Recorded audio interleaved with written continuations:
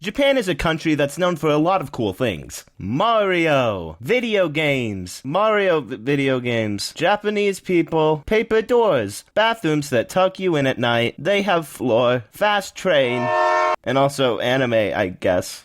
Anime is a medium of animation I've always had a large amount of appreciation for. Not only because of the terrifying man-hours that go into one anime production, but also because it's pretty good. That being said, growing up, I didn't watch much anime at all. I think I had better things to worry about, like, cancer. Until I started pursuing animation and I realized, holy crap, this is incredible! The luscious lighting, the beautiful character animation, the gorgeous backgrounds. This was absolutely stunning to me. I proceeded to do nothing about it for several years. I don't know, man. Anime always seemed like such a difficult genre to get into. But thankfully, a lot of my friends are into anime and have slowly eased me into it. That being said, I've watched maybe like 3 anime series in my lifetime. But I'm gonna severely increase my anime watch time because this month I'm gonna be watching, reviewing, and ranking 25 different anime series. And we'll be ranking them all on a tier list from S to F. I'll be watching at least one season of each show, sometimes more if I feel like it. As much as I'd love to watch all 190 episodes of JoJo's Bizarre Adventure, I simply don't have the time or energy for it. Also, I'll be watching dubbed when I can. Either way, the script isn't going to be perfect to the original Japanese, and I don't have the attention span to read words for any amount of time. Also, spoilers for literally every anime I cover in this video. You can check the timestamps in the description if you want to avoid any in particular. Just letting you all know. But you guys realize this only applies if you promise not to spoil the anime I like in the comments. Got all that? No?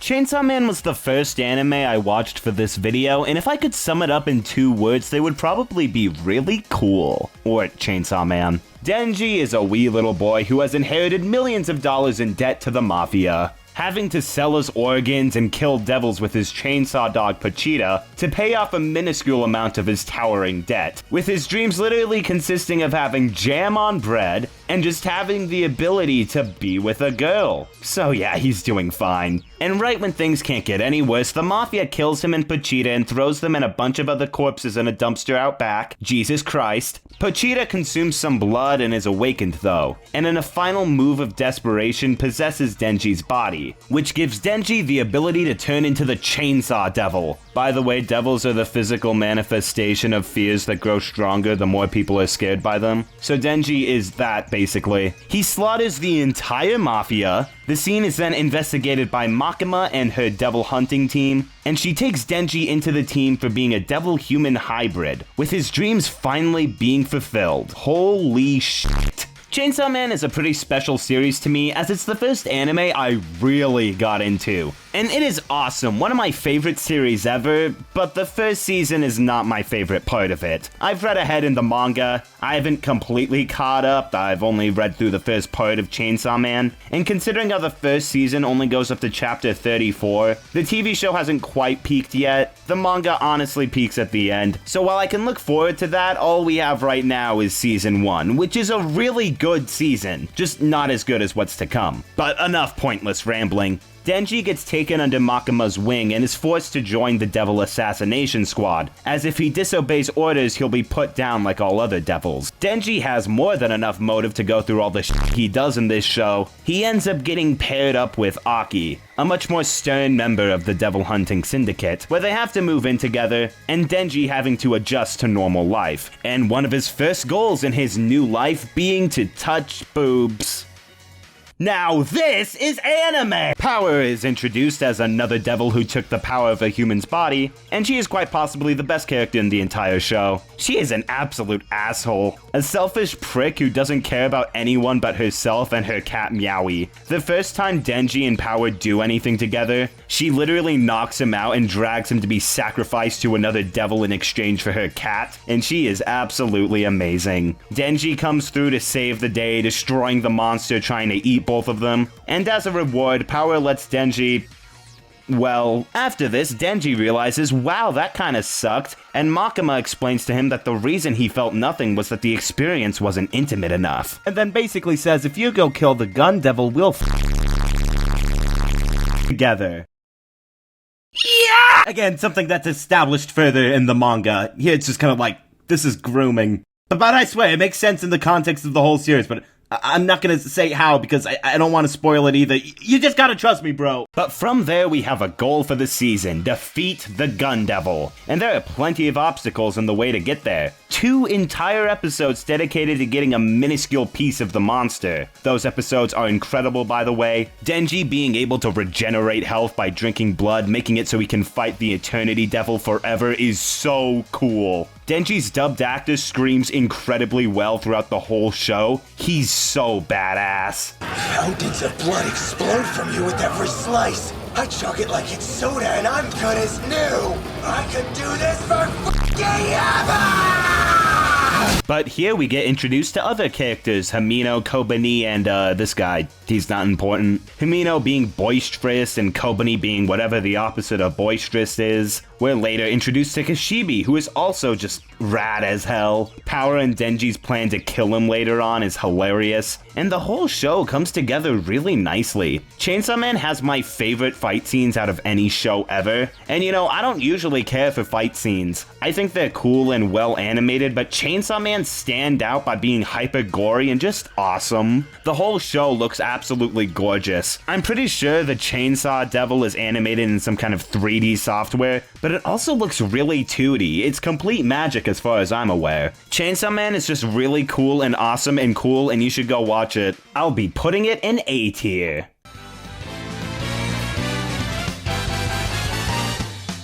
Spy X Family is the first anime series I have ever watched. Chainsaw Man was the first I loved, Spy Family was first. It would have been a couple of years ago when my cousin showed it to me, and I really enjoyed it for the most part. But coming back to it, I've realized this show is kind of average. Sorry to say it, guys. Okay, it does a lot right. Part 1's intro gave me insane goosebumps, and it's absolutely perfect. The whole concept that Lloyd must start a family, get married and have a child in a week, or fail his mission puts a lot of tension on immediately, where he adopts Anya, a telepath, to be his daughter and enroll her in Eden College in order to get closer to a major political figure, Donovan Desmond. But Anya is secretly a telepath and must hide that from everyone. Yor comes in episode 2 and becomes Lloyd's wife quickly for the sake of the mission and Yor's social life. Yor is secretly an assassin, which means that everyone in the Forger family is hiding something from the others. And I really enjoyed all of them interacting together. Lloyd grows attached to his little fake family. Anya is obsessed over the fact that her dad is a freaking spy, and Yor is there too, I guess. That's kind of my only problem with part 1. You'd think an assassination job would have loads of interesting stories surrounding it, and I think it might get a total of 5 minutes of screen time throughout the whole thing. Lloyd and Anya's plots get significantly more time in the spotlight, which can leave the show feeling somewhat unbalanced. Thankfully, the rest of part 1 managed to be really sweet. Anya is an adorable little bundle of joy who's also just kind of an outcast, and her relationship with Desmond's son Damien is done very well. Those first couple episodes are really where the show reaches its peak. So much is happening and it's all so wholesome and fun. Establishing new characters along the way, it's good. But my problems with the show really start to bloom with the second part of season 1. First of all, they changed the intro to one that I'm just not a fan of. I much prefer the first one. The second one looks nice and all, but the music is pretty generic Japanese pop, while the first one was really able to pump you up for the next episode. Not to mention that the visuals are significantly less interesting, no matter how good the lighting is. But in addition to that, part 2 is where the series comes to a staggering halt. The goal of the whole Eden College is that Anya must be let into a special program that requires 8 Stellar stars to get into. And then the show just kind of stumbles around for a majority of part 2, which would be fine if part 1 didn't do so much in the same amount of time. I don't mind a filler episode here and there, but a majority of them felt kind of without purpose, like we aren't even progressing the characters in any way. In fact, my absolute least favorite episode of the series is episode 19, which establishes that this company is going out of business, and thus this boy George won't be able to attend Eden College anymore. So they all decide to give him the best possible last day they can before it's revealed that the business wasn't going down, it was just merging with another company. So all of that was for nothing, and now everyone is pissed at him. Great. That's not to say part 2 is completely without merit. I liked learning more about Yor's brother, and the whole arc of Anya getting a puppy and disarming a bomb was pretty fun, but a majority of part 2 I was pretty tuned out of, especially when this Nightfall character comes in who is completely in love with Lloyd. I don't like her, she kinda bugged me honestly. That being said, I can still enjoy Spy Family as a whole. It's a sweet and funny show, and at its peak there's some really genuine character moments between everyone, but I kinda found the second part mediocre and not as satisfying as the first. I'll be putting it in B tier. If we were only counting part 1, I'd be more inclined to put it higher, but as it is, this show is alright, nothing great, but a good time nonetheless. But I don't know, you tell me if it gets better in season 2, because part 2 really took me out of it.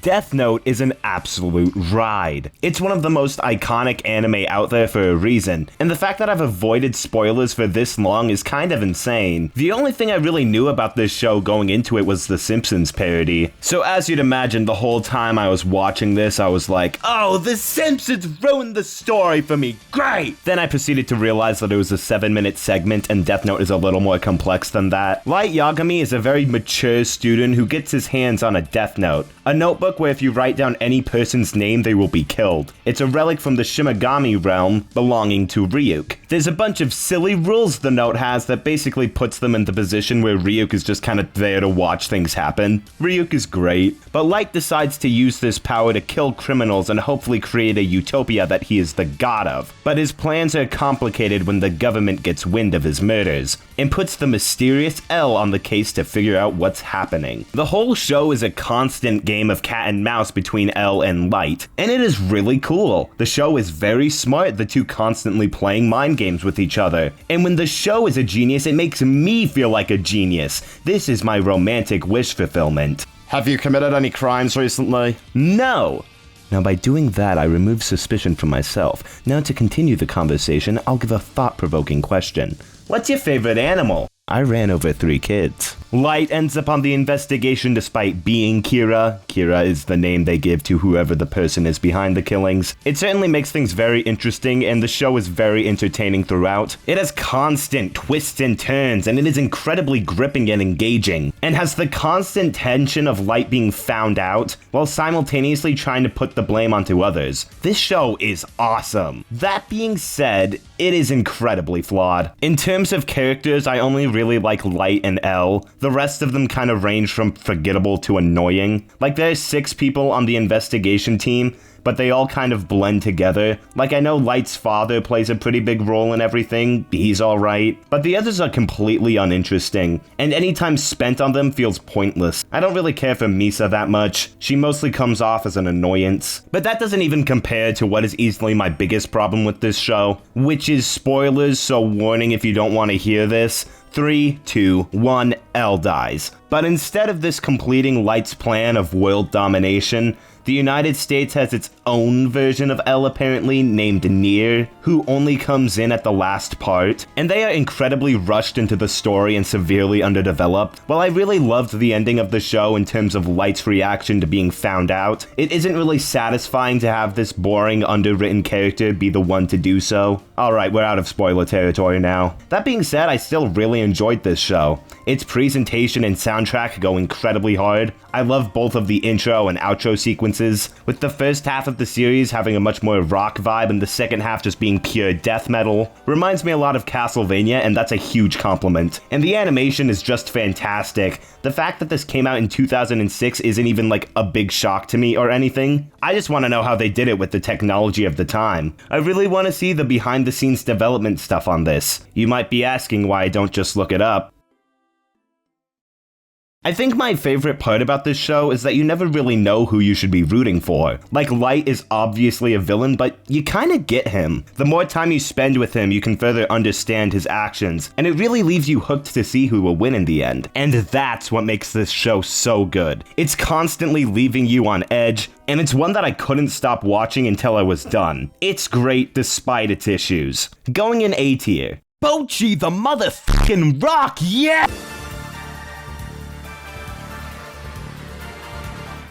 Starring Hitari, or Bocchi, who is this socially awkward dweeb who has no friends but is excellent at guitar. And when I say socially awkward, I mean absolutely mentally destroyed at the most minor of interactions with any other human being. She ends up getting in a rock band with these 3 other girls, and the show is about their struggles of trying to be the best band they can. It may not sound like the most interesting concept, but the characters certainly make up for it. I love this show. Firstly, I really appreciate how they gave each girl a distinct color. Considering how the show is only in subbed, it would have been very difficult for me to remember them otherwise. What the f*** is an Ajika Ijichi? Bocchi is one of the most socially shy people I've ever seen in anything, unable to even hype herself up to talk to anyone at her school, constantly imagining the absolute worst case scenario to everything that could possibly happen, as if her minor mistakes would somehow cause the end of the world. All of these daydreams and segments have incredibly unique animation styles that make her depressing meltdowns so entertaining. I'd consider myself to be more of an introverted extrovert. When I'm with people I know, I can be very sociable with them, but meeting new people is kinda scary to me. I don't know, maybe I'm just Demi, but with people in general. But I can still relate to all of Bocchi's struggles to fit into society, even if I can actually talk to people. She still has dreams of becoming the biggest rock star on the planet, and it's admirable to see her chase after her goal and stick up for her band during their lowest moments. She's incredibly likable, and that goes for all the characters as a matter of fact. Najika is the energetic drummer who's basically the organizer for the whole band. While she is probably my least favorite of the main cast, she still has a lot going for her. Her relationship with her sister is great, and her enthusiasm is always fun to see. Ryu is the dark and mysterious type, except absolutely not at the same time. I love the reveal that she's just a dumbass having a tiny brain that shakes around in her head. That was hilarious. She may come from a richer family but blows her allowance on instruments, often meaning that her friends will have to pay for things like her fucking food, resorting to eating literal weeds at times because of her poor financial decisions. She's probably my favorite character besides Bocchi. She's so fucking funny. And Kita is incredibly cheerful and blows everyone her...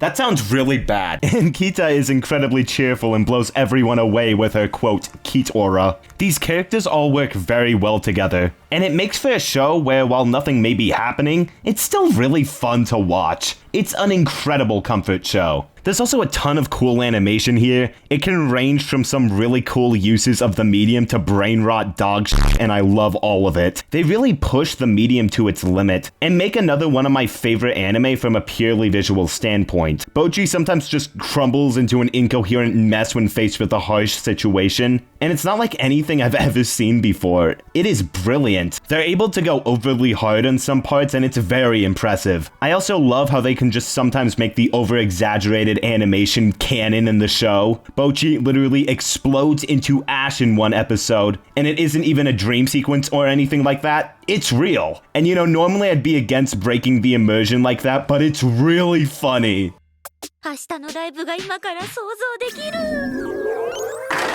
The music in this show is incredible also. Unironically, every single song here is a banger. It's all very high energy Japanese rock, and it's really good. All the outro songs are peak, and the cute visuals to go along with it make me want to stick around instead of moving on to the next episode. It's just really good music. I can't play any of it, obviously, thank you, YouTube copyright system. But if you are in any way a music fan, I think you will enjoy not only the rock songs in this show, but also the struggle of forming and being in a band. Honestly, I wish they could have played more music. In their first concert, they play their first 2 songs, and then Kita is like, time for our 3rd song! And then they just skip right ahead to after the concert. What the hell, I wanted to see that!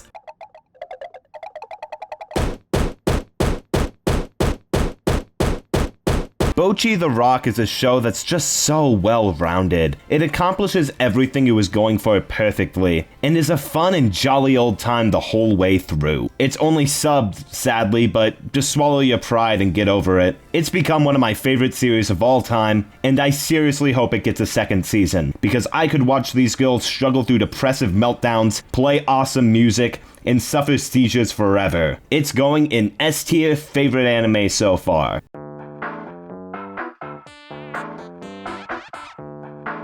Komi Can't Communicate is a show that I really wanted to like more than I do. In fact, I want to love it. I want it to be one of my favorite anime. And don't get me wrong, it's a good show, but it has a few problems. Is that a Mega Man reference? I take it back, this show is flawless, easy S tier. Okay, so the story is about Komi and Tadano. Komi has severe social anxiety and trouble speaking despite being easily the most popular girl in school because of her beauty. Meanwhile, Tadano, while shy in his own ways, decides to help her out and reach her goal of making 100 friends. And being honest, I was very hooked on that first episode. I thought the show had a lot of potential and was cute. And that scene of the two communicating through writing on the chalkboard was really well done and compelling. Sad to say, it's probably the best episode of the show. Komi is one of those shows that decides to split its episodes into multiple segments, likely to align better with the chapter format of the manga. And while I'm not immediately opposed to that, some of my favorite shows on this list do the same, I found myself enjoying the much longer segments of the show a lot more than the quicker ones. A majority of the short ones are really forgettable to me and lacked a lot of substance. I know that's probably just me though. I haven't eaten my rocks today and haven't been able to think straight. You could tell me you love Komi for being short and sweet and I'd get it. But this is my video, my opinion, and that's the only relevant one right now. Now this aspect of the show is easily its biggest flaw and biggest selling point, and that is the characters. Najimi is easily my favorite. They're the one that feels the most like an actual person, and is super energetic and funny. They're the best part of the show, honestly. I can relate to Komi and Tadano on a lot of their more introverted aspects, which I find endearing, and I like them even if they are kind of one note. But characters don't need to be super complicated for me to enjoy watching them. I'd be lying if I said I didn't care about them. They can work well together and episodes focused on their relationship can be really sweet. But that's kind of where my praise for the characters ends. Yamai is an absolute maniac who is overly obsessed with Komi, to the point of kidnapping Tadano and threatening to literally murder him, which she never really gets reprimanded from. Agari wants to fetishize herself into being Komi's dog, which is just weird and uncomfortable as hell. And they repeat this bit into the ground, and it honestly got incredibly annoying after a while. And the rest of the school is constantly cheering Komi on, literally giving her the title of a goddess. And when you're trying to make a show about overcoming social anxiety, it's kind of hard to have stakes that mean anything when Komi could literally ruin everything and everyone would praise her for it. Admittedly, it can lead to some funny moments. I do like the concept of a shy girl being put in a position where all eyes are on her, but I don't think it's executed very well. I'm not really a fan of the students worshipping the ground she walks on. Not to mention how weird some of her classmates are. It's borderline sexual harassment at times. All in all, Komi Can't Communicate is a pleasant show, but there are too many things that bug me about it for me to truly call it great. Don't get me wrong, I like it. The art style is cute, Komi's bulging eyes remind me of a South Park character, and I love it. And Najimi is also great, so the show is far from bad. But as a whole, I'll be putting it in B tier. I know a lot of people who really love this series, and I can see why. This is all my dumb opinion, and I hope we can all have a mature discussion in the comments instead of doxing me. Please don't do that.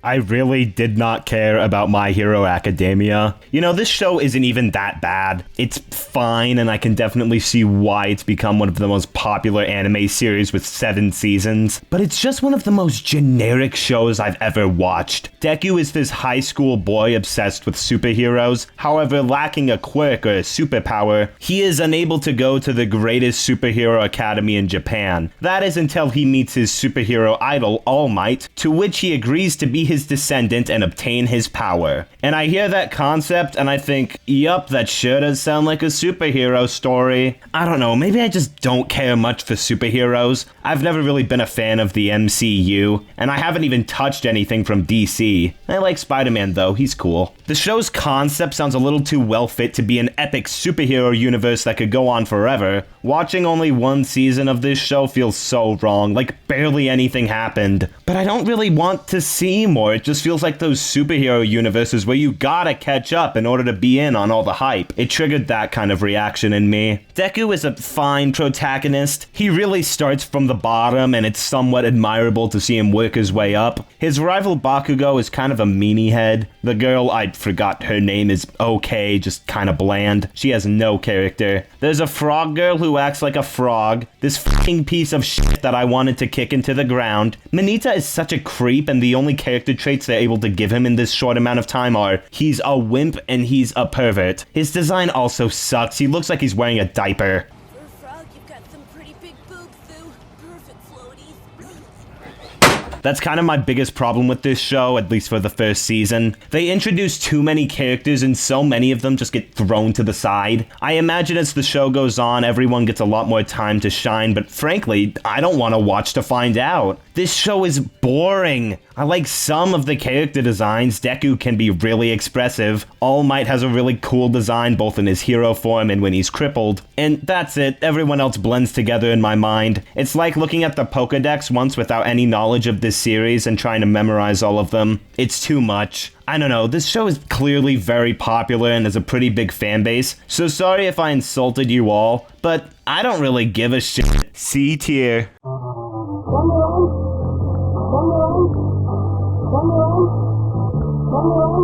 You don't need to watch Azumanga Daioh. You get the same experience slamming your head into a brick.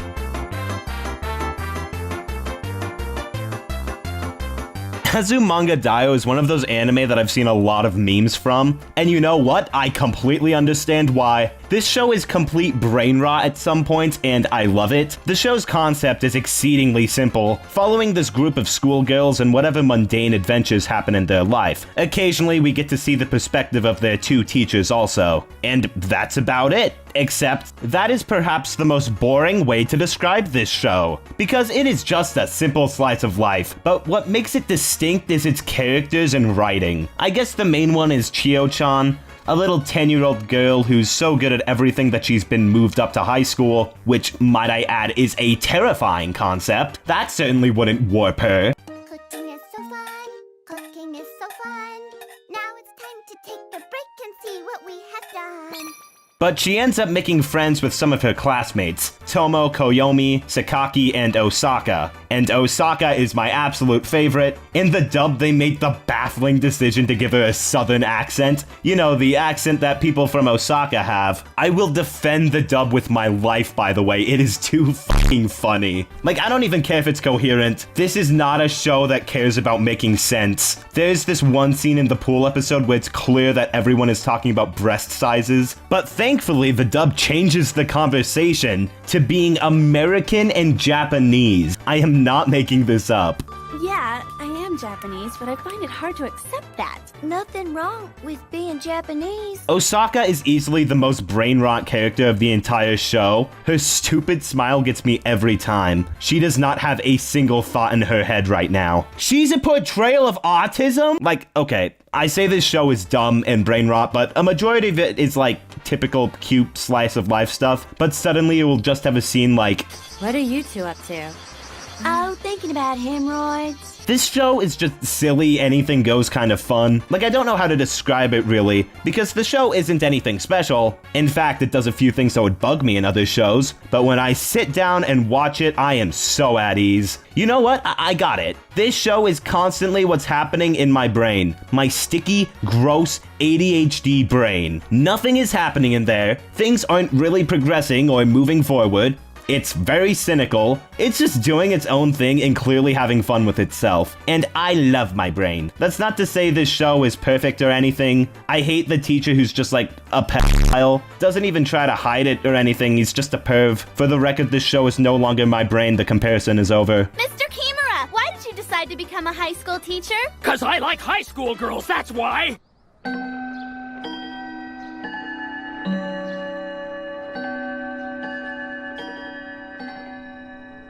Every time he appears in the show, I get wildly uncomfortable, and it actively makes a lot of the episodes worse. His design does not help. He terrifies me. Also, like I said, the show is just straight up not interesting. There's nothing going on, but does a show really need things to happen to be good? Yes, but I just like this show for its cute charm and stupidity, and that's all it really needs. Azumanga Daioh isn't a masterpiece, but it's just brainless garbage that I like watching. This is my Cocomelon, guys. A tier. Why in the heck? Why in the heck? Why in the heck? Why in the heck? Why in the heck? Why in the heck? Why in the heck? Why in the heck?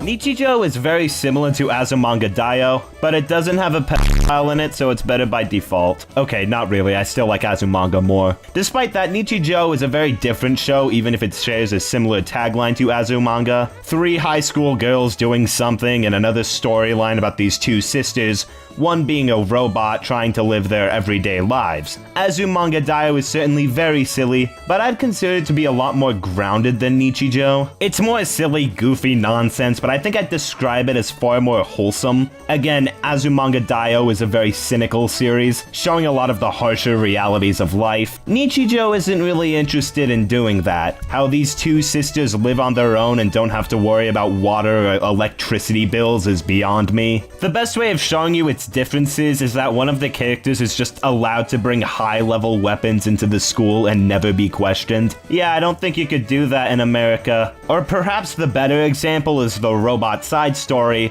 or the main story, I don't know. Nano is basically the equivalent of a Tinker toy, with plenty of hidden gadgets inside of her. You'd figured they'd use that for plots about them to be super zany, but nah, they're the most mundane part of the show, and I love it.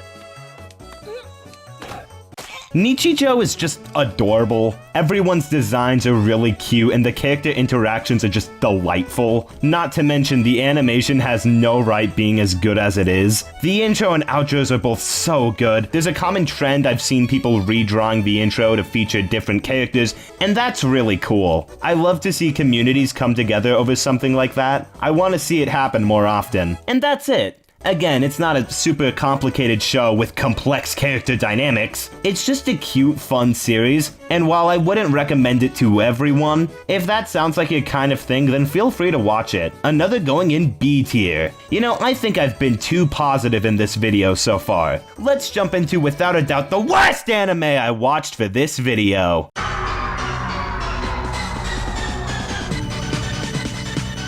Rent-A-Girlfriend is absolutely terrible. Genuinely one of the worst shows I think I've ever watched, and I like romance anime. I think it can be done really well, but I don't think I've ever seen a show mess everything up so bad, so consistently like this one. So our main character Kazuya just got dumped by his first girlfriend and out of desperation uses a Rent-A-Girlfriend service and goes on dates with Chizuru, who's just this nice woman doing her job. But when Kazuya finds out the whole thing is fake, he throws a little pissy fit about it and calls her out in public. But during that, his grandmother ends up in the hospital, and to avoid any confusion, he says that Chizuru is his girlfriend, who Grandma falls in love with, making it impossible for him to stop paying for her services, to not disappoint his grandmother. So, I'm just gonna rip the band-aid off right here. Kazuya is an awful character. I was actively rooting against him the whole time. He's a jerk to all of his friends. He's constantly peeping on women and stalking them. I don't think he has a single likable trait, as a matter of fact. I mean, he cares about his grandmother, I guess, but that doesn't make me like him. Especially since that trait is completely wasted away because of how much he enjoys himself. There are multiple scenes in this show, including one that is nearly 5 minutes long, of him schlorking his gob and fantasizing himself in very PG, family-friendly, clean situations. And it is one of the most uncomfortable things I have ever sat through. This is how he figures out he loves Chizuru, by the way. They even end every episode with him, yeah! And that is it. That is literally his entire character. I didn't leave anything out. And you'd think in a romance story, you're supposed to create characters who actually deserve happiness. Like you want to root for them to succeed and get together. I don't want to see this man happy. I want to see him tarred and feathered. And you'd think his selfish behavior would be, reprimanded. Like he'd be punished for any of this. Nope! Kazuya literally spent a whole day stalking Chizuru with another man, and her reaction to this is, oh, stalking is bad. Here's a new phone case. Chizuru is a whole other can of worms. She got the job as a rental girlfriend to fund becoming an actress, which is something they do literally nothing with, at least not from what I saw. I only cared to watch season 1. She is a complete blank slate, just like Kazuya. The only thing I could tell you about her is that she also cares about her grandma, and she's a rent-a-girlfriend. That's all, that's literally it. And when your two main characters are bland and gross, I'm not gonna wanna watch your show. But watch it I did, and none of the other characters are good in the slightest. Ruka comes in about halfway through and falls in love with Kazuya because she has a heart condition and he makes her heart rate go up. This is like learning you're deathly allergic to dogs and then immediately buying one. Like, are you stupid? She's annoying as hell also. She completely blackmails Kazuya into a relationship. I really don't like her. There's Mommy, Kazuya's ex, and she's a complete asshole as well. Once she learns that Kazuya has a girlfriend, she immediately starts telling everyone how terrible he is at relationships. And because Kazuya is an absolute goon, he lets it happen. But she is a manipulator who, without hesitation, immediately wants to get Kazuya and Chizuru to break up. And why does she do this? What reason could she possibly be doing all this shit for? To post about it on her locked Twitter account? Why? She is easily the best character in the entire show. Mommy is clearly meant to be a villain here, but that kind of doesn't work when I actively want the main character to lose everything. And here's the thing, I don't think a male lead in a romance series being a weird, creepy gooner is necessarily a terrible idea. That's a pretty good concept, honestly. If they actually made him grow from that, like, at all. It would be interesting to see this pervy asshole turn into someone who isn't that. It could even be inspiring to those who are at the lowest of the low like he is. It could give the message that you can change. But instead the show chooses to literally reward that kind of behavior, as if it's the author's sick, twisted self-reassurance that it is for some reason okay to act this way. And let me clarify that it is absolutely not. The show ends with Kazuya having the perfect opportunity to admit his feelings to Chizuru, but immediately backing down on it because, the progression here is literally a circle. We started out with Kazuya thinking that he might actually want to go out with Chizuru, to end with Kazuya thinking that he might actually want to go out with Chizuru. An absolutely pointless waste of time. Actively sitting around and doing nothing, being unpleasant to sit through, and rage-inducing at best. The whole crux of the show is based on you relating to Kazuya, so maybe if you're a lonely perverted gooner, you'd like this show. Or maybe you'd like going outside and talking to a real woman. Consider it. The only thing I like about this show is the art style. It looks really nice. It's mostly what I was focused on while watching these train wrecks. It reminds me a lot of a kid's storybook with how all the borders fade into white, and the character designs are all cute and well done. This show is kind of like watching a 2-year-old be thrown into a wood chipper, but hey, the camera quality's pretty good. This is going in F tier. I hated it. At least I can rest easy knowing the worst is out of the way. Hopefully the next show won't be as controversial. Fuck! I've always wanted to watch a show that sounds like a fucking Barbie! On the complete opposite side of the spectrum, My Dress-Up Darling is another controversial romance anime. I have friends who absolutely loathe this show. I have friends who absolutely love it. So what's my take? Not gonna lie, I actually ended up loving My Dress-Up Darling a ton.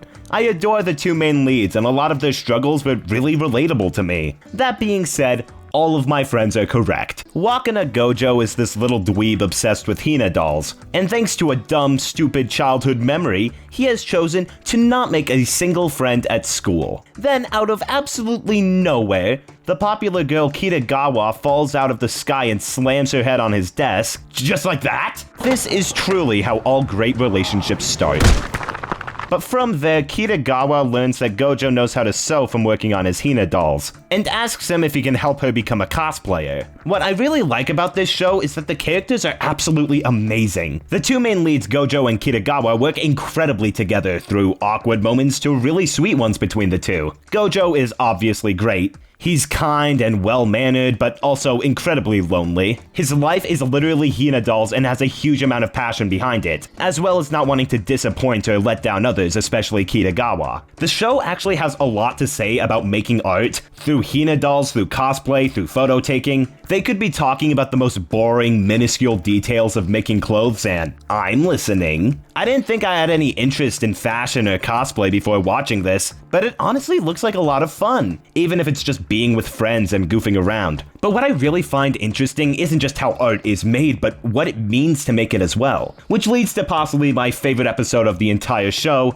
that being episode 4, with Gojo struggling with Kitagawa's first cosplay, having to study for midterms, visit his injured grandfather, give a tour of the Hina doll shop, and make Kitagawa's outfit all within 2 weeks. Him just crashing from stress the day before his deadline, struggling to find motivation to finish. Then remembering his grandpa's words that art can be a pain, but one that's worth it if you care about the one you're making it for. And I'm not gonna lie, I cried, man. You wanna know how many of my videos have been finished under a severe crunch time? Literally all of them. Then Kitagawa starts crying because she didn't mean to put Gojo through all of that. Oh, come on, man, you can't do this to me. To my friend who says this show is literally just fan service without any actual substance, this episode is proof of the opposite. It's got nothing horny going on. It's one of the most powerful, relatable, and emotional portrayals of crunch I have ever seen. I am trying to harp on you, by the way, man. You suck. I'm sorry, please don't hurt me. That's not to wave away Kitagawa though, because she is easily the best character in the show. She is the anime girl to end all anime girls. No more women, we are done. She's beaming with energy, seemingly excited about everything. She's incredibly passionate about her interests, even if her interests are weird porn games. What a dweeb. She wants the best for the people around her, but also really struggles with social cues. She's not some perfect goddess. She's an overly extroverted nerd who's probably, most definitely, neurodivergent. Also, her dub actor Ama Lee is so good. Not to throw any shade at the Japanese voice actor, but I feel like Ama Lee takes the energy from that performance and doubles it. She's also a VTuber, and I can't watch any of her content without thinking it's just Kitagawa saying all of this. Some of the best episodes of this show are just the two going shopping or going to the beach, and it's that kind of slice of life garbage that I really dig, and certainly makes up for any awkwardness it takes to get there. Kitagawa falling in love with Gojo was done incredibly well. Gojo calls Kitagawa beautiful, a word that he only uses on the things most important to him, which causes her to develop a massive crush on him. Again, I gotta give praise to the beach episode for having this one bit with Gojo calling the beach beautiful, as if his world is opening up and Kitagawa worrying if that word is changing meaning for him. That's really compelling writing. The episode in the Love Hotel had me paralyzed. Just the whole concept of accidentally ending up in a place you definitely aren't supposed to be in is terrifying. Made even worse by the place being where people have intestinal courses, but it results in one of the most tense episodes I have ever sat through. And the finale is absolutely adorable, with both of them going to this fireworks festival and just being endearing. Another episode I'd consider to be pretty much perfect. I love seeing these two no matter the situation. They are wonderful characters, but the show isn't focused exclusively on them. Juju comes into the show about halfway through as another cosplayer who basically blackmails Gojo into making her another costume. I initially really did not like her because of, well, blackmail. I ended up coming around on her though, when I realized she's far more of a straight man to Kitagawa and Gojo. She also has some of the funniest moments in the show. As a student at an all-girls school, this was the first time she'd ever held hands with the boy, so her brain short-circuited. And there's also Juju's younger sister, who initially only wanted to take pictures of Juju, decides to try out cosplay, but struggles because of... Okay. She struggles to fit into her cosplay because her chest is too big, which is kinda gross, but I get what they're trying to say. That you should be able to cosplay regardless of body shape, budget, or age. Remember when I said this show fights you if you like it? Yeah, this show could easily be categorized as ecchi. I don't think that's a bad thing by default. As long as it doesn't come off as unnecessary and actually adds to the story, then it's fine by me. So how does Dress Up Darling fare? There's a handful of cleavage shots which can be kind of rough to sit through, but those don't really ruin the show for me, they're just kind of annoying. They can actually use it pretty well, like in the Love Hotel episode or the one where Gojo has to take Kitagawa's measurements, even if I think the latter could have been executed better. I like Gojo having to lock in and resist any inappropriate thoughts while measuring Kitagawa.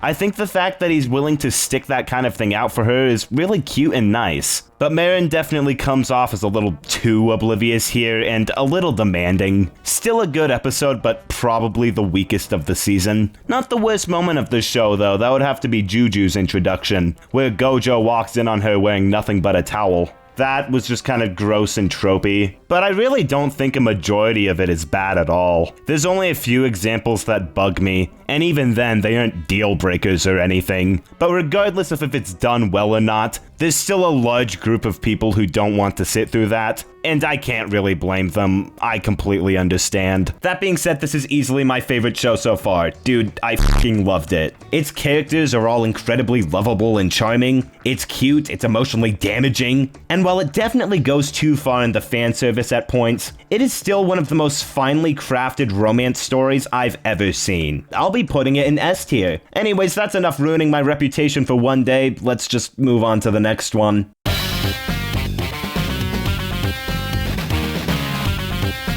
The premise of One Punch Man sounds so boring. A superhero with the power to kill everything in one punch? Boy, I wonder how each conflict will be resolved. That being said, One Punch Man manages to work incredibly well. Saitama is One Punch Man, this goofy little bald-headed guy trying to make an impact in the hero scene. Despite his overwhelming power, he's constantly shown to be a fraud, and his main goal is recognition for his work. And I much prefer the take of someone who can kill everything in one hit than, oh, I can kill everything in one hit. Oh no, there's someone where I can't do that. Nah, Saitama is just some guy and I love it. He's obviously the best part of the show. He's so funny.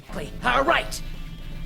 I guess I'll go left then. No, wait, not that way. That's mostly what I liked about this show, honestly. The cyborg Genos comes in, actually recognizing Saitama's power, wishing to learn under him. They both join a hero association with Saitama hoping to rise the ranks and get paid. Genos is actually a pretty good sidekick. I like the move to give him a higher rank than Saitama initially. He's cool. Sadly, I can't really say the same for the other characters. There is a second season to this show, so I'm sure they expand more on them later, but it kinda suffers from the same problem My Hero Academia had, where they introduce all these characters without being able to give them all a proper screen time. Don't get me wrong, some of them do, but plenty of them come in too late to the story. Like, I know this green-haired girl is a pretty big part of this series, but all I really got from her in season 1 was that she's a brat. Honestly, I found the strong gay man to be a much more interesting character, especially when his reason for being in jail is because he's a rapist. Whoa there, buckaroo. But I'm able to see them work as a hive mind. They don't need to be super expanded on here, especially when the focus is still on Saitama. Like, the scene of him sacrificing his reputation for the rest of the heroes was fantastic. He's just a genuinely great guy, and it makes you want to see him succeed in everything. That final arc of the alien invasion was also really cool. They give the aliens such terrifying designs, and it really shows off some of Saitama's best character traits, and some of the best fight scenes in the show. But you have reached the end. But I am Grievous, and there is no way you can hope to defeat me. I was just wondering if you wanted to hang out with me. One Punch Man's animation and art design is all really good. All the characters have really great designs, but Saitama's bald and plain head has become an iconic anime symbol. The animation is also super fluid and expressive, some of the best here. And that's about it. One Punch Man was great. What it lacks in developing all of its characters fully, it makes up for it by being a funny show with an incredible main character. I'll be putting it in A tier, but now it's time to ask the real questions. Why is everyone in this show naked all the time? Like, seriously.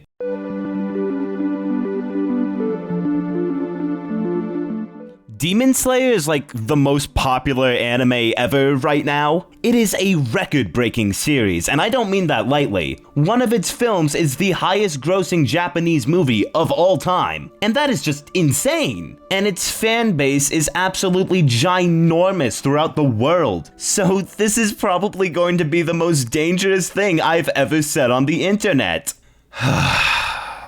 I don't like Demon Slayer. Finally, we're getting somewhere! I don't get it. I genuinely feel like I'm missing something because I have no idea how this series has gotten as big as it has. It is so unbelievably boring. This series stars Tanjiro, who is this nice guy with a family and also a good sense of smell, apparently. But he doesn't come home one night and stays with this man who tells him that demons are real, which for some reason he didn't already know. You know that thing that thousands of people have died to with an organization behind them that seeks these monsters out to kill them? That's like not knowing sharks exist and they kill less than 10 people a year. And then he does come home and what do you know? His family was killed by demons.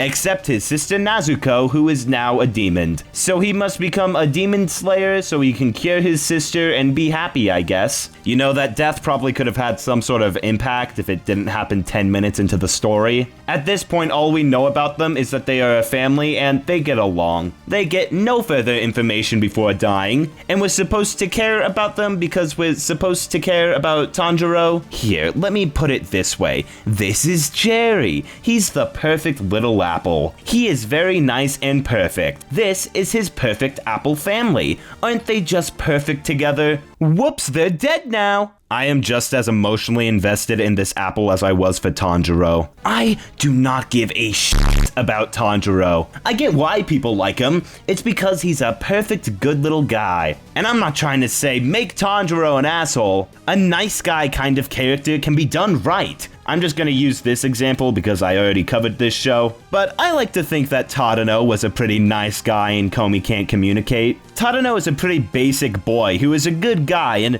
if that was his only character trait, I wouldn't really care about him. You see, they actually add a bit of depth to him. They give him social awkwardness. This way, he has something character-wise to work towards. And it makes me actually believe he could be a real person. Maybe I should have chosen a different character, their names are too similar. That's why Tanjiro is so boring. I don't really like him, and he has no character development because he's already perfect. He is by definition a bland character. Not to mention all the other characters suck. Legit, the only character I like in this show is Inosuke, because he is funny and silly. But Zenitsu is an annoying and unfunny piss baby who harasses women and is pathetic. Nezuko is just nothing. I don't care about Tanjiro, so I don't care about her. And they give her no personality beyond that Tanjiro needs to save her. And when the goal of this series is completely uninteresting and unmotivating with nothing behind it, why am I going to care about watching it? Like, do people seriously only watch this show for the fight scenes? Don't get me wrong, the animation and art style are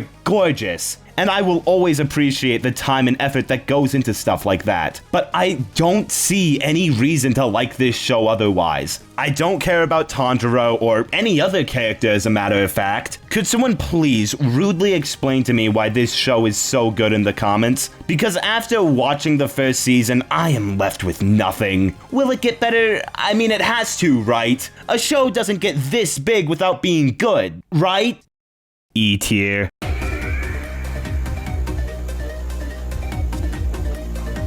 Jujutsu Kaisen, now this is one I've been excited for. I remember watching the first episode of this on a school bus with my friend Calvin, and I remember liking it. And especially since a lot of my friends really love this show, I decided it was finally time to see what all the hype was about. Then I got like 8 episodes in and realized that I had seen more than I thought. Okay, we're gonna have a little story time right now. A few months ago, my friend was having this birthday party, and my other friend Calvin, remember him from like 20 seconds ago? He was like, hey, are you going to the party? And I was like, yeah. And he was like, you want to come over and make him a Barbie doll of Gojo? Christian? Hey.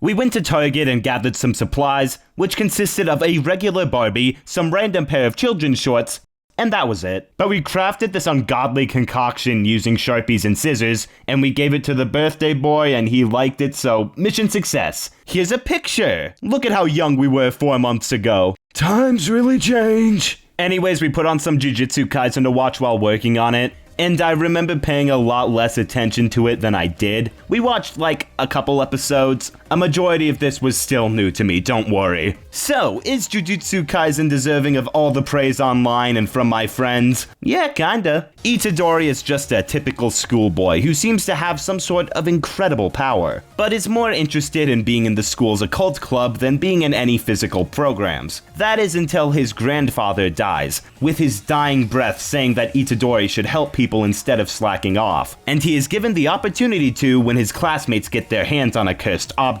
In order to kill the demon, he decides to eat it and obtain its cursed energy, which means that he is now possessed by a demon, Sukuna, but he has far more control over it, giving him an advantage in battle. Afterwards, he goes to a school for jujutsu sorcery in order to save the lives of people and give them a proper death, because he feels he is the only one who can. And to do so, he must consume all the fingers of the cursed Sukuna to become the strongest ever, I guess. We get introduced to the other first years, Fushiguro and Kugisaki. Both of them are very good characters. Fushiguro being far more stern and, for lack of a better word, deep. And I really like the Kugisaki and Itadori brother and sister-like relationship. They have a lot of fun moments together. Impossible! No way! We just came through that door a second ago!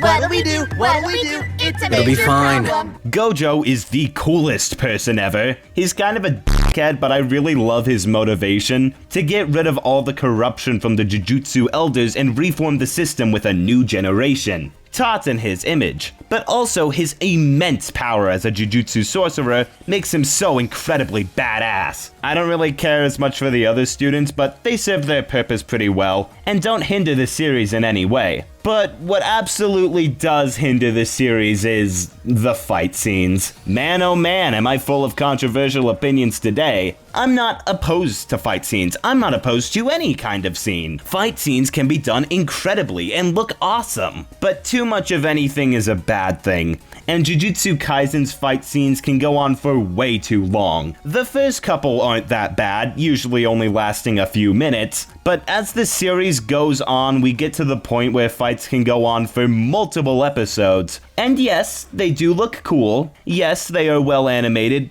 But dear God, no scene should go on for that long. Chainsaw Man did fight scenes perfectly. None of them went on for longer than 10 minutes, and they used that time to their advantage with little to no filler. In the case of Jujutsu Kaisen, the more the series went on, the more and more I was starting to dread these. And I know that may come off as a surprise to a lot of people. You know, isn't that what anime is all about? Cool fights? Well, let me put it this way, they are massive pace breakers, stopping the plot to have cool animation, and while I can enjoy it briefly, it does reach the point where I'm like, yup, they're fighting, still fighting, and going, and attacking, and... You guys know the movie Kill Bill Volume 1? Yeah, I prefer the second one because the first one has a nearly hour-long fight scene that stops absolutely everything, and even though it is cool, it still goes on for far too long. No scene should go on for that long because eventually the novelty wears off and my brain just starts to fizzle. I don't feel like I should need Adderall in order to watch a piece of media. I may be saying all of that, and I'm sure you'd expect me to put this show lower on the ranking, but as I said, I still love the characters here a lot. And when fight scenes are going on for too long, there's still some really nice moments and some pretty deep themes tucked into the episodes. I really enjoy the time they take to flesh out these characters and give them proper backstories. The show knows these characters and how to use them very well. Also, I've said this before, but the animation is at its peak. The intro is one of my favorites from this marathon, even if the panda hurdling the building stands out so much, but it's funny. The outro is really catchy and the smear frames on the animation are bliss. I just can't bring myself to put this show lower. It can bore me sometimes, but I am confident that I am in the minority on fight scenes, and I still want to see more of it. This show is great. Going in A tier. Would recommend this one if longer fight scenes are your kind of thing. They aren't mine, so that's why it isn't higher.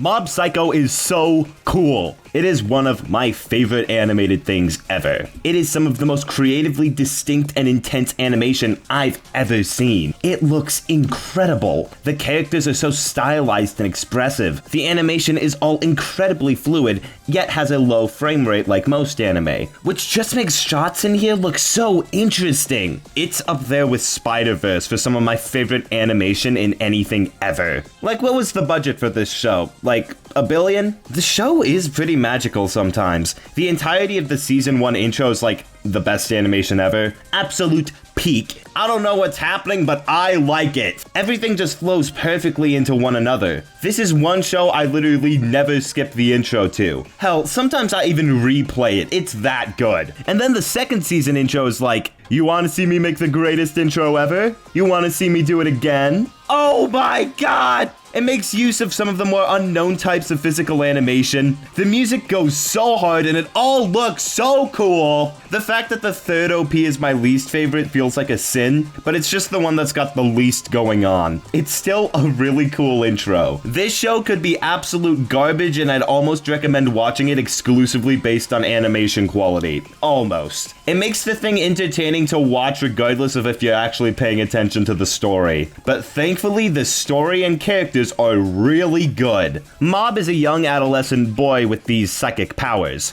And I love him. Oh, I love him so. He's a blank slate at first glance, but there's actually a lot of emotional complexity to him, with him struggling with feeling abnormal due to his powers, mirrored against his brother struggling with feeling useless without powers. Genuinely love the two brothers arc in this show. It's great, but Mob is given confidence because of his incredible mentor, Reigen. Reigen makes Mob Psycho what it is. The show would just not work as well without him. The man is a con artist, tricking people into thinking he has psychic abilities when he doesn't, leeching off of Mob in order to actually defeat some espers. His excuse, of course, being that he is too powerful to defeat them. Bravo. Of course, a typical con man would be rather unlikable if they didn't make Reigen the most based individual I have ever seen. Despite not being the perfect role model, Reigen genuinely has some really great advice about being a psychic that can apply to basically anything people are good at. He's just such a fun and cool guy that you can't help but love even if he does scummy things. He is Tumblr's sexy man with reason. Hanazawa is another guy with psychic powers with a massive ego who gets really humbled, and then he becomes chill. Character growth. That was really simplified, but I liked him a lot. Dimple comes in wishing to be a literal god,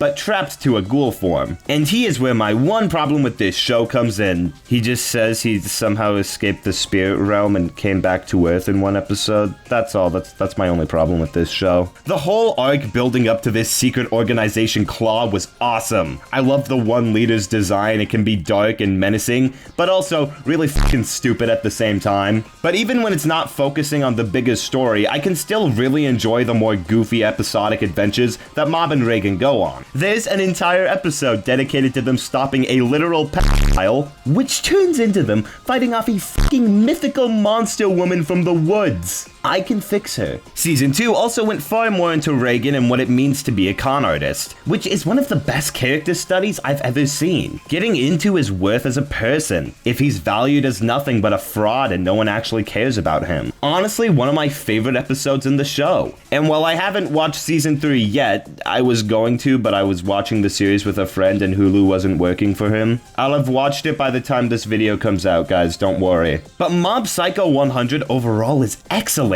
All the characters are great, the animation is immaculate, and it comes together to make a really damn good show. It's going in S tier.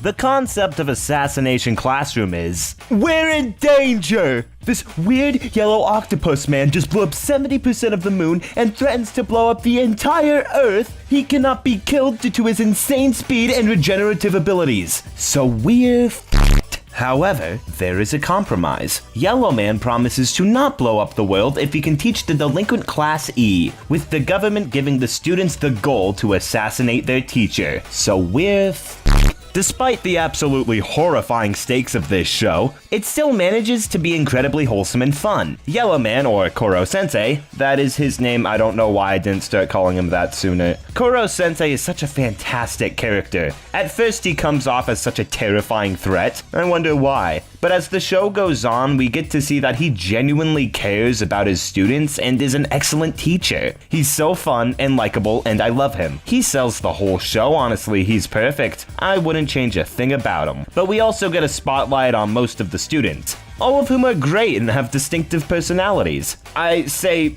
most, which is honestly one of the bigger problems with the show. They most often work as a hive mind and feel a lot more like a family. Though some students definitely get more screen time than others, I wish some of the lesser students had more of a spotlight. I get you can't put focus on everyone all the time, but there's still some kids that had potential that should have been expanded upon more. I still only watched the first season of this show and plan on watching the second, so don't spoil it for me. I'm not saying that. Nagisa is kind of the closest we get to a main student character, and I like him, he's a solid protagonist. That's not to say all the characters are good though. Professor Bitch, that's just her name, is another teacher who comes to assassinate Koro-sensei. I would never disrespect women. She has a history of working as a spy, often seducing her targets in order to kill them. She was made with one goal, get hard, and the show mostly uses her as the sole source of fan service. Hooray, everyone's favorite. She's monstrously incompetent, which makes me question why the government would even think about putting the fate of the world in her hands. Like, the kids I get, they don't really have any other choice. But the fate of the world is at stake, and you're telling me these are the best agents they have to offer? She isn't even funny to make up for it. I don't like her at all. She just makes everyone uncomfortable when she's on screen, and she doesn't have any redeeming qualities. Despite that, this show is constantly introducing new characters and gimmicks for episodes, which prevents it from getting stale. I like it a lot. It's a really great underdog story that manages to be wholesome despite the concept. Also, I don't know where I was going to put this, but the second intro goes hard. The first one is also fine, but I like the second one. The second one's my favorite. Show's going in A tier.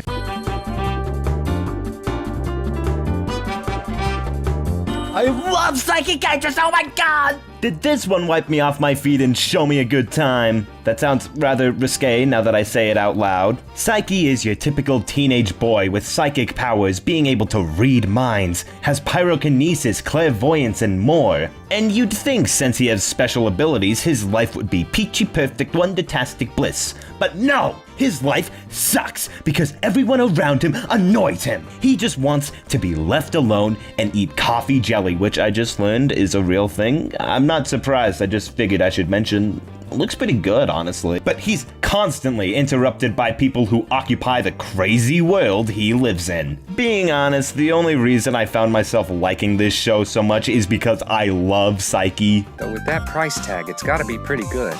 And if it's not, well, considering that I just blew my entire monthly allowance on it, I could just destroy their factory.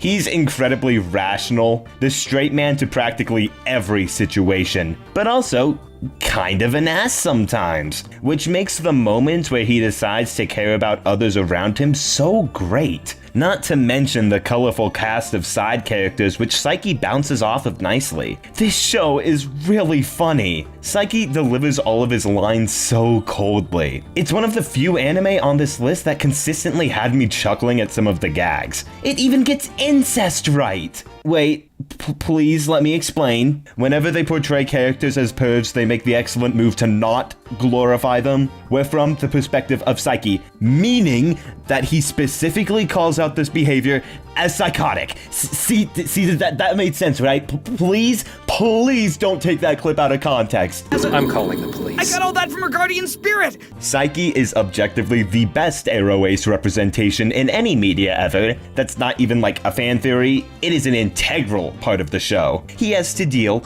with multiple girls who have crushes on him, and he does not want to bring attention to himself, and just doesn't get love in general. Hell yeah. Woohoo! Flying bed! Saiki's parents are constant lovebirds. Nindo is the only person who Saiki can't read the mind of, probably because he's such a dumbass, but I like him. They actually give him a lot of backstory, like how his father died before he was born. That's really sad, but I enjoy all the time dedicated to him. The Disasterous Life of Saiki K is probably my favorite of these simple slice of life anime. I could see myself coming back to this one because of how cozy and comfy it is. I enjoy the absolute hell out of it. Going to S tier. Except I just learned that seasons 2 and 3 aren't dubbed, so now I hate this show, god damn it! Oh well, I guess I'll just have to rewatch season 1 subbed. Woe is me! You came second term of year 2. No, it was a long time ago. Let's see, it was second term of year 2.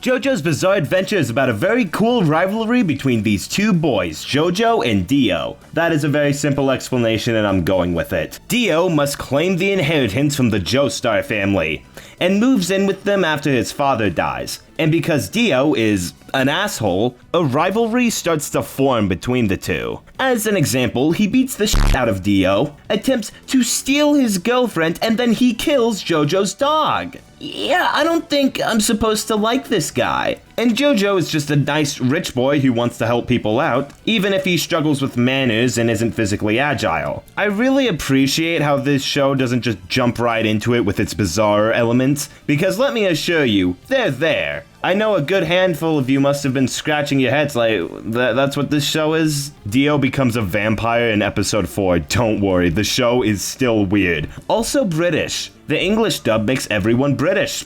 Fits pretty well, honestly. But I'm glad they eased us into the craziness naturally. The show would have been much harder to follow if it was establishing more than it needed to. The middle part of the first arc is kinda weak. It's just kinda Jojo training with smaller villains. It's good filler, but not as entertaining as the opening or the ending. Also, while we're on the topic of flaws, I don't really like any of the side characters in part 1. None of them are fleshed out very well, and the focus is mainly on Jojo and Daioh. Despite all of that jazz, I really enjoyed the ending. Jojo sacrifices himself, and how despite everything he's still able to forgive Daioh for the actions he's committed. That was good. It was a really solid way to end the season. I know how the series arcs work, they basically divide themselves into different eras, each taking place in a different time. And I know that the series really reaches its peak in part 3, so I'm definitely gonna want to stick around with the series just to see more of it. Not right now though, I'm busy. My ranking is only accounting for part 1. I'm willing to admit it's not at its peak yet. Anyways, why is this show the origin of the to be continued meme? It even has the music as the end credits. Like, okay, I know it's cringe and outdated, but it catches me off guard every time. It removes all tension the scene was building up, and I can never take it seriously. Maybe it worked better when it wasn't a meme everyone knew about, but it's too silly. Speaking of silly, the animation. What? It's so visually unique from everything else ever, especially the intro. The 3D is always gonna look kinda weird to me, but it certainly makes up for it with the amount of shit happening. It looks absolutely insane. I don't think anything else really reaches the peak of the intro, but the show as a whole is incredibly expressive, intense, and distinct. I like the fights in this show, the fights are silly. Jojo's Bizarre Adventure is great. I'm giving it a high B, could even be persuaded into an A to be honest, but I think its use of filler is kind of holding it back.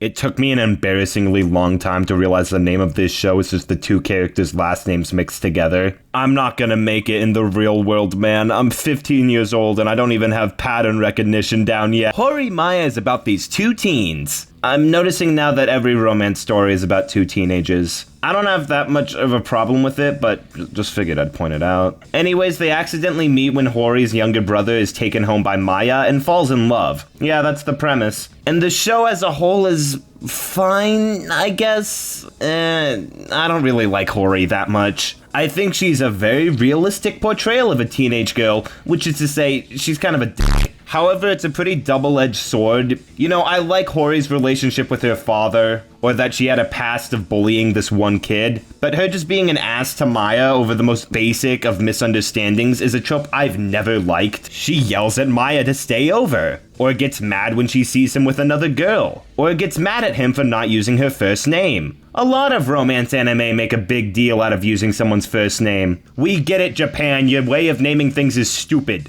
It's really predictable and it makes her less likable. She's unstable. She doesn't really grow from this either. She's pretty much the same character the entire show, especially compared to others who change drastically by the end of the series. Case in point, Maya. Maya is okay. He starts out as a lonely emo kid, but he and Hori grow attached, and his transformation into stepping out of his comfort zone and making more friends was pretty solid. There's also a large collection of side characters that have their own relationships, but I kind of forgot to take any notes on any of them, and I can't tell you anything about them off the top of my head. So I think that just goes to show how anything but the main relationship here is pretty forgettable. These two redheaded characters have a cute dynamic, but there isn't enough time dedicated to them. That's kind of my biggest problem with the show as a whole. It's too quick. It feels like it's trying to squish an entire series into the span of one season, instead of giving the characters natural time to grow and for the audience to learn about them. The two admit they have feelings for one another and start going out by episode 5. And while it certainly was refreshing for a romance story to finally do that, it isn't nearly as impactful as it would be if they waited longer, and significantly less exciting. Filler isn't filler if you're using it to further establish the characters and give them more depth. You know, I can like a lot of the moments with the two together in a vacuum, like when they first hold hands or kiss, but they aren't surrounded by much at all. This show also makes a shocking left turn.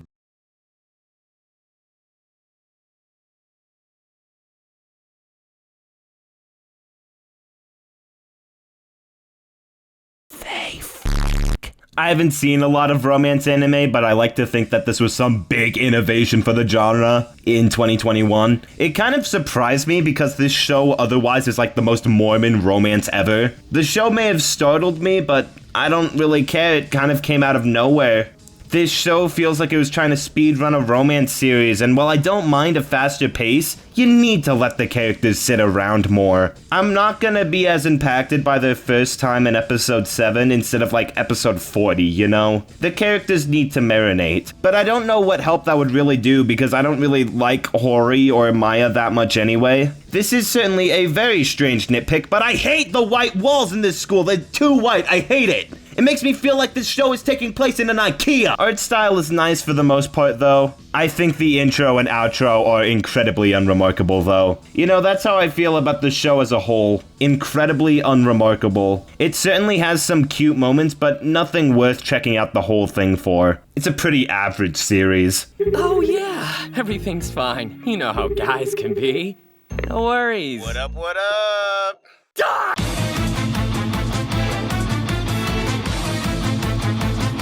Phew, okay, Attack on Titan. I've been putting this one off for a while, so I'm finally gonna watch it. This is one of the biggest anime out there and one of the highest acclaimed pieces of media. So I should really stop stalling and start watching it. Christian, will you come here, please? Alright, I figured before I get into Attack on Titan, I'd scroll around YouTube and Twitter for a little while. You know, I deserve a break after whatever I did for an hour. How to play tambourine at a black church. I just need to lock in, sit down, and watch the show. Okay, come on, Kirsten, you can do it. Come on, you can do it. Come on. I watched the wrong show. Attack on Titan is truly one of the most influential and greatest anime spectacles of all time, with the incredibly intense setting and devastation that impacts every character. It's one of the best portrayals of an apocalyptic nightmare. That being said, I do have some problems with it. Go on, Christiane. I'm curious to what you have to say. Nothing? Really? Because I thought you were about to say something. No, I wasn't. I don't have anything else to say. The show is perfect.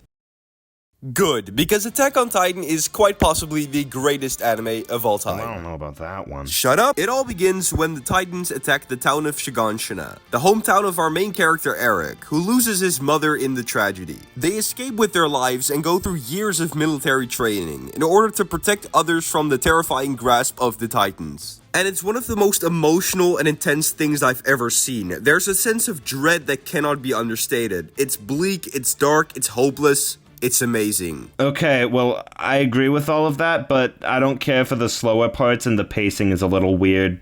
Alright, fair enough, I guess. You little stupid wimp.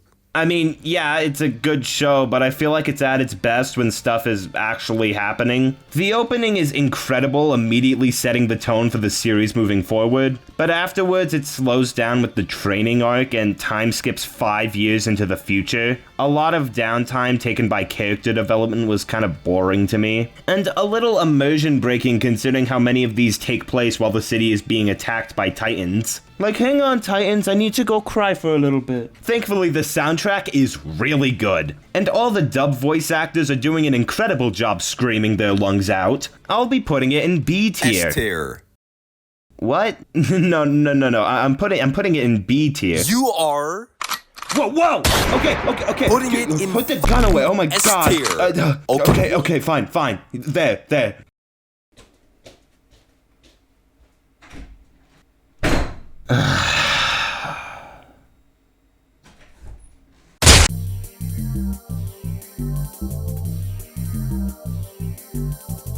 Solo leveling is about this stupid, insignificant Class E hunter, and he is not allowed to level up. He is weak! He is powerless! He is stupid! Except he dies and then he finds out he's the only one who can level up, actually. Splendid. Man, I'm tired. That headshot wound to the head really took a toll on my head. The show's fine, just kind of boring and unremarkable, and I don't really care much for any of the characters. From the beginning, I knew this show wasn't gonna be my thing. The whole video game style trope in a TV show has never made my stomach feel good, and let me assure you that most of the time, my stomach feels really good. The show treats itself like an MMO or an RPG with all of these characters having stats and stuff, and it doesn't make anyone here feel like actual people. It feels like I'm watching people play Dungeons and Dragons, and don't get me wrong, Dungeons and Dragons is fun, but I would never call it emotionally compelling, nor is it something I'd seek out. Honestly, this show could probably just be fixed if it wasn't a TV show. I'm sure it could work well as a pretty standard video game, but it's not, so sitting through every episode was just kind of a pain in the ass. But it's not even bad, just boring. I'm putting this one in D tier. It's not my kind of thing, but if you like it, I don't really care, but good for you, I guess. I should really try taking out this bullet, though. Ow. Let's move on to the next one, guys!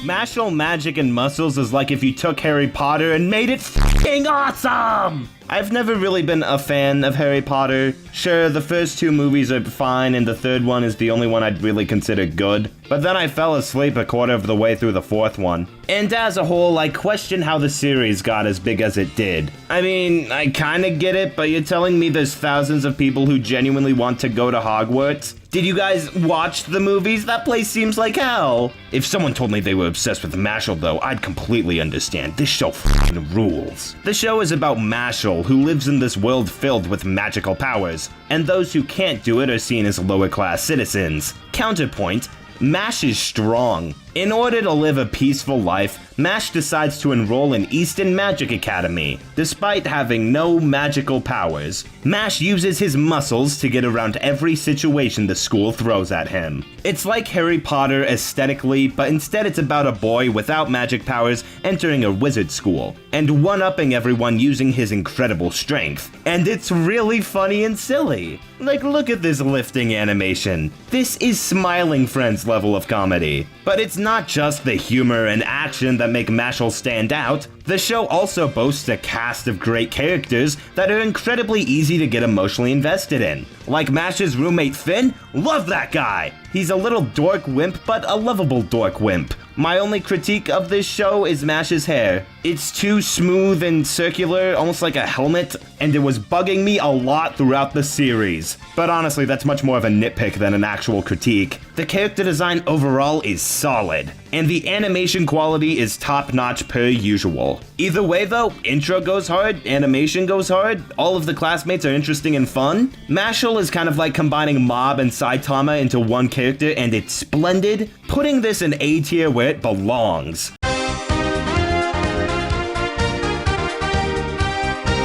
Neon Genesis Evangelion.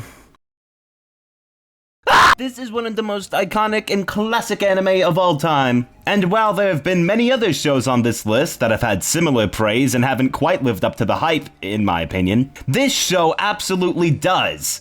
And it scares my therapist. The series stars this 14-year-old boy, Shinji, who joins a program led by his father called Nerve, as he is one of the few who can pilot the powerful Evangelion robots, in order to protect the Earth from the angels and prevent a third impact. It feels weird to sum up this show as if it's like any other mecha anime or whatever, because this show isn't really about the Evangelions fighting that much. Instead, it's a philosophical nightmare about what it means to be a human being and if anyone actually cares about your existence or if we're all insignificant and meaningless in the end. I like the cool mecha fights though, those are pretty fun, yeah. Shinji is forced to move in with Misato, who's the lieutenant officer at Nerve. That does not mean that she is uptight and stern by any means, she's more rambunctious than Shinji is. We slowly get introduced more to Rei as the series goes on also, who was the first child to mech an Evangelion. And she is the best character, don't at me. She's very closed off and mysterious, but struggles to form emotions or react to situations. If you disagree with me, I'm not even gonna waste my time insulting you, I'm just gonna kill you.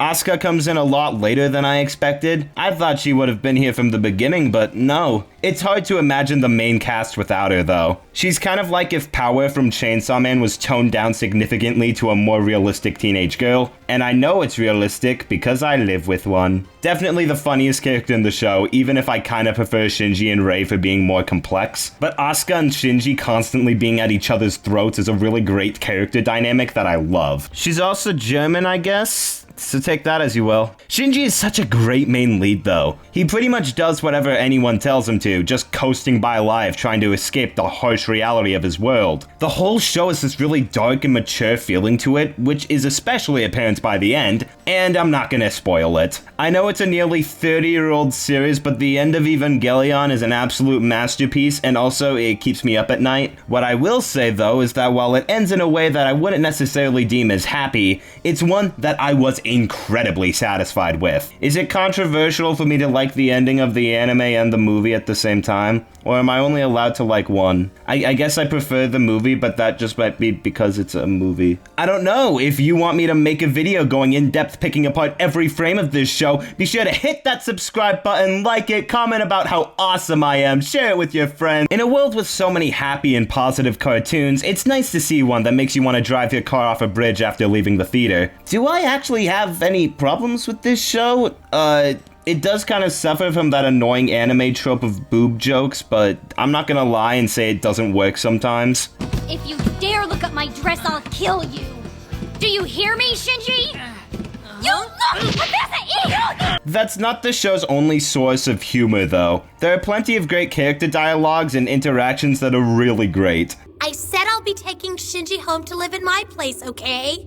And don't worry, I'm not gonna be making any passes at him. Of course you're not! How could you even think of such a thing? You've got no shame at all! Some people don't have any sense of humor. But despite that, I was incredibly impressed by Neon Genesis Evangelion. It sure as hell lived up to the hype. I really like the old retro cell animation. While modern anime certainly looks better, it's hard to deny that cells have a certain charm to them that haven't been replicated since. Not to mention the gorgeous orchestral soundtrack. The intro is one of the hardest of all time. The clap, dude, it's one of the most satisfying things I've ever heard. I don't know if people are gonna know what I'm talking about, so edited me, put it here. Alright, thanks. And all the different versions of Fly Me to the Moon as the outro credits, which is such a catchy song. All of that combined makes this one of my favorite anime I watched for this video. It's earth-shattering, philosophical, and tear-inducing at multiple parts. It's such a deep and emotional series, and while I probably wouldn't recommend it to most people, I'd gladly use it to mentally torture my enemies. I was very happy to learn that there's a series of movie sequels. I really want to see more of this show, and I'm definitely gonna check all of those out. Anyways, what the fuck was the point of that penguin guy? Like, seriously, they did absolutely nothing with him. He serves no purpose. Fuck that guy.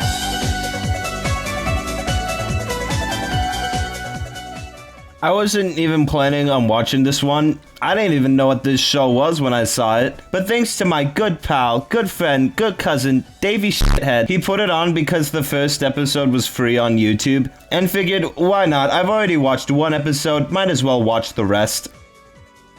It's not that good. How to Keep a Mummy is about Sora Kagawagi. What the fuck? How to Keep a Mummy is about Sora Kashawagi, who receives a little mummy from his adventurous father. The whole crux of this show is based on you finding this little mummy and all the other creatures cute. And don't get me wrong, it is cute. D tier. The show really lacks substance and it got pretty boring after a while. Anime is truly one of the greatest mediums out there. The quality standard of these shows are unmatched by American animation. And I'm happy to announce that my next entry might be the most emotional and meaningful of them all. And that is...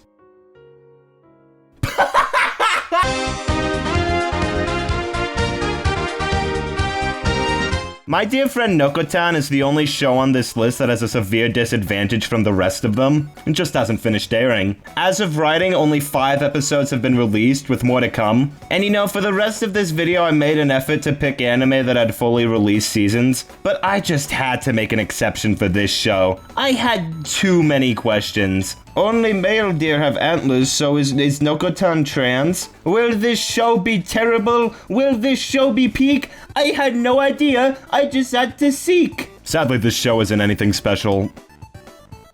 That's not to say it isn't good though. Again, in all fairness to it, it hasn't finished airing. It hasn't fully had the time to develop all of its characters, but the show stars Taraku Koshi, who's the attractive popular girl, with a past of being a delinquent? What does that mean? But she ends up meeting Shikanoko hanging from the power lines one day, who has the combined intelligence of 3 rocks. Are you kidding me? We have a suicide by hanging right in the first episode? Could we have gotten a late night time slot? Suddenly, Shikanoko takes interest in her, and starts up a deer club with Koshi being the president. Now they have to... They take a little more of an American approach to episodes, with it being a lot more wacky and off the walls, like having a school game show revealing all of Koshi's personal information, even if it manages to be a little more grounded. I still really like the characters of Shikanoko and Koshi. Shikanoko is some deer-human hybrid who's very goofy and wacky, and Koshi is far more of a straight man to her madness. Or I guess straight woman. Come to think of it, neither of those terms sound right. If you're not the rational one in a situation, does that make you a gay man? The intro is really fun and catchy, the art style and animation all look really nice. Especially the 3D deer who just looks so odd, but I love it. This is a really funny show that could honestly fit in with a lot of American cartoons. So if you're a fan of that kind of animation and want to get into anime, then this is a pretty good starting point. I'll probably keep myself updated on new episodes because the short amount that I've seen was really funny. I hope it can be a little more expanded upon before the end of the season. I'll be putting it in B tier for now, but that could easily change.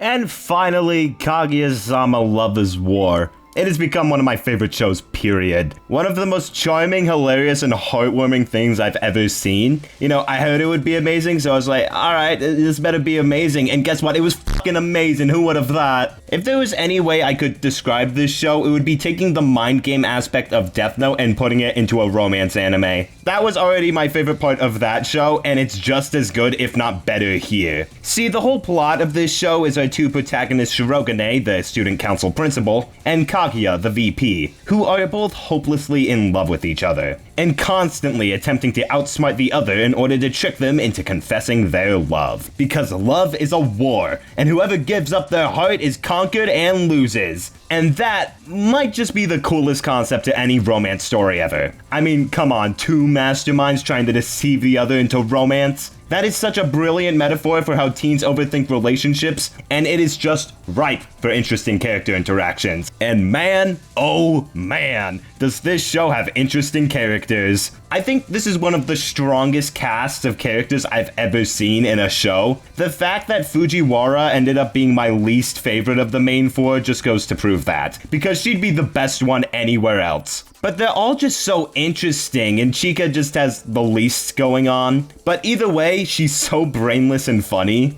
Wow, how to put this? You look weird. Thanks for the honesty. Completely oblivious to Kaguya and Shirogane's love for each other, often interrupting things and acting as a third wheel. And her character doesn't really change that much throughout the whole show, which I guess just makes her the least interesting to me. She is still one of the funniest characters ever and the comedic highlight of this show. She also brought the Chica dance into this world. How could she be anything but brilliant? The whole show is really fucking funny. Easily the funniest show on this list. You don't even have to like romance that much. If you want a good comedy, this series has you covered. The show can do crude, dirty humor incredibly well, like Kaguya losing her shit over the word wiener had me dead. Kaguya's confusion over the meaning of a first time had me dead. Ishigami casually insulting Fujiwara and Kaguya's breast size before getting his shit kicked in had me dead. I am dead. But these jokes just say so much about our characters also. Kaguya, for example, comes from a very strict family with a strict upbringing, meaning that she knows almost nothing about sex or sexual terms, making the whole first time bit saying how she's done it with her fucking nephew and recorded it slap so hard. Not to mention the dub to this show is absolutely incredible. Everyone on the voice cast is clearly having the best time ever with their roles, especially the narrator, who is without a doubt the greatest narrator to any series ever. It's not like love is war and whoever gives their heart first is somehow conquered. Hey, you get it? This is the title and the point of the whole story! He's just so high energy and able to fit the mood of any scene perfectly. He is seriously too excited for his own good. Oh my gosh! It's happening! Everybody, it's happening!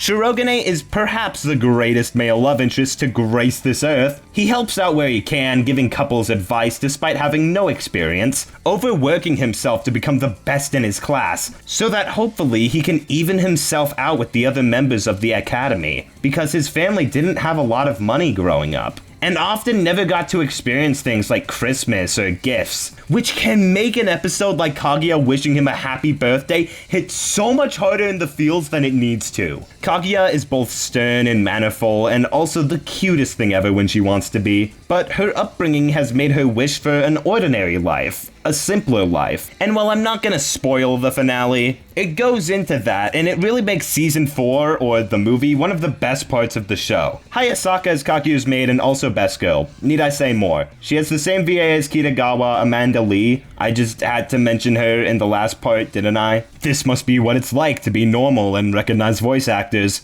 Let's go to her IMDb to find my next favorite anime. Conception, please give birth to my child. Wonder what it's about. A high school student? No. She does a much fancier, more proper voice when she's Kaguya's maid, but when she's interacting with Shirogane, trying to get him to fall in love with her because Kaguya told her to, it's complicated. She just sounds exactly like Kitagawa. Crazy, it's almost like she voices her or something. Not that it's a bad thing, the voice fits the character well when it needs to. Miko initially comes on as the opponent to the principal in the student election, but ends up joining the council as an auditor in season 2. She's very uptight about rules and enforcing them, and while that's a simple character trait, it ends up working really well. But my favorite character might just have to be Ishigami. He's brought on as the treasury, and is very shy and timid, failing all his classes, more focused on manga and video games, but his low profile is part of a genuinely devastating backstory that is so heart-pounding and unfair, and watching him overcome his past is genuinely one of the most uplifting and powerful things I've ever watched. Not to mention his crush on Tsubumi is absolutely cute and adorable, and the relationship afterwards is just as compelling as the main one with Kaguya and Shirogane, despite having significantly less screen time. You can't help but root for him in everything. He's one of the most likable characters I've ever seen. You know what else I love about this show? The presentation! The theme songs and outro are all incredibly fun and catchy, fitting the vibe of the show perfectly, and the animation... yeah! They're able to intensify simple conversations so easily and creatively, and it can be absolutely stunning as well as being really funny. Some guy was asking some girl out on a date to a culture festival. And you know what? This show is so funny that there are some clips that I just couldn't figure out how to include in the script, so I'm just gonna play them all right now. Here, let me take those off and dry them for you. Hooray! I did the thing! I need you to come here and make him stop breathing! passion flowers have alkaloids, so it works as a sedative and antidepressant. It's great for things like neurosis and hysteria. I'm gonna punch you. Should I have explained it as getting butterflies? Nowadays, I believe the kids refer to it as being down bad. You know, as much as I can point and laugh at these funny moments, it really is quite remarkable how the show can balance such a heartwarming romance story with great comedy. Like the golden age of The Simpsons being as emotional and hilarious as it gets. And the fact that the show consistently reaches those heights is just wow. It all comes together beautifully in the end, in a way that makes the whole series feel worth it. Kaguya-Sama Love is War is pretty much everything I want out of an anime. The animation is incredibly expressive, it can be genuinely heartbreaking, hilarious, and most importantly, it has possibly the greatest cast of characters ever devised by man. It is the absolute cream of the crop, the best anime has to offer. If I could only recommend one series to all of you, it would have to be this one. I think Kaguya-Sama is pretty much perfect. It rightfully earns its place in S tier, and I will not tolerate any slander against it in the comments. If you even think about writing a comment calling this show mid, I will personally airstrike your house and post its coordinates online. Well, that was life-changing. I've officially watched over 200 hours of anime, and to be honest, it all kinda sucks. Shitty medium of animation, overrated as hell. Nah, I kid. See me next week, and my room's gonna be filled with figurines, manga, and used body pillows. I'm about to make this the littest virgin cave ever. I'm not gonna end this video with any ranking like I did last time because, I mean, come on, you can see it. But I didn't really rank the individual tiers, and more than half of them ended up in A or S tier, so here's my top 10 to clear those up a little bit. At number 10, we have Mashle, Magic and Muscles, One Punch Man, Azumanga Daioh, Chainsaw Man, The Disastrous Life of Saiki K, Bocchi The Rock, My Dress-Up Darling, Mob Psycho 100, Neon Genesis Evangelion, and finally, Kaguya-Sama Love is War. I think what I've come to appreciate the most about anime throughout this marathon is how different it is from American animation. Don't get me wrong, American animation is great, but it rarely diverts from the standard sitcom style of comedy. And while that's fine, variety is the spice of life. I mean, come on, how often do you see an adult animated show nowadays that even thinks about being more than a comedy? Very few. Anime fills in the gaps of American animation with stride, embracing the medium to tell ambitious stories that span a wide variety of genres. And I'm really glad that I got to explore more of it for my little summer project. I got to check out a lot of cool stuff, some of which have become some of my favorite series of all time. And even with some of the worst shows, I could still find merit in them. You ask me if I'd rather watch Mr. Bircham or Rent-A-Girlfriend, I'm gonna say Rent-A-Girlfriend every single time. Like, Rent-A-Girlfriend is absolute shit, but I could never bring myself to call it boring. Demon Slayer is boring, and that's why I think it's bad, but my point still stands. I think I angered 99% of the world for that take. Sorry for having such shitty taste in anime, guys. I'll make it up to all of you next time, somehow. Anime is surprisingly consistent in its quality, though. There were only like 3 shows here I'd actively consider to be below average. The rest all have something going for them that I liked or ended up loving. And while I wouldn't necessarily call anime better than American animation, they're pretty equal in my eyes. It's still something that I want to seek out more of. Feel free to recommend some of your favorite anime in the comments, by the way. Really, I'm up for anything. Who knows, maybe this is something we could come back to. I'd love to do a sequel or a follow-up video to this. Or maybe I could just cover some other anime stuff I'm interested in. I like a lot of Studio Ghibli, so I could do a ranking of those movies. Or perhaps some other long-running anime series. By the end of my Big Simpsons ranking, I just wanted the show to end. Even if the last few were pretty good, I was still very happy to watch that final episode and just be done. But this has been the opposite case.